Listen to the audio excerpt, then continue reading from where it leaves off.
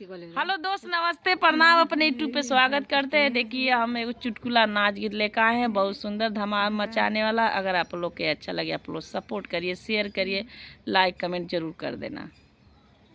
सोने की थारी में जवना परोसलो, सोने की थारी में जवना परोसलो, अरे जना न जेव जहर बूटी दे के सिपैया सहर लूटी, दगा दे के सिपैया सहर लूटी, दगा दे के सिपैया।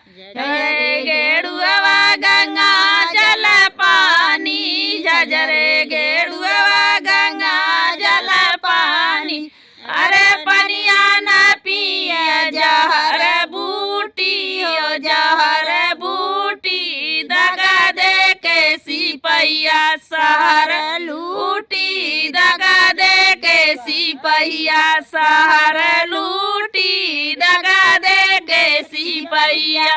लवंग इलाची के बिरवा जोरवलो, लवंग इलाची के बिरवा जोरवलो, अरे बिरवा न कुछ अरे बिरवा न कुछ जहर बूटी, हो जहर बूटी, दगा दे के सिपैया सहर लूटी, दगा दे के सिपैया सहर लूटी, दगा दे के सिपैया।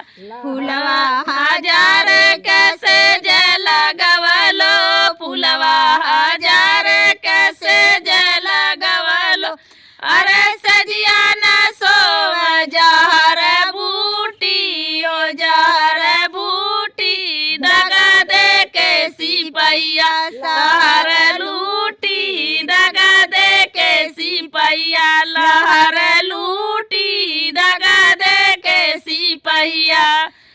हेलो दोस्त, देखिए सांस फूलने जा रहा है हम लोग के गाते गाते। आप लोग शेयर जरूर करना।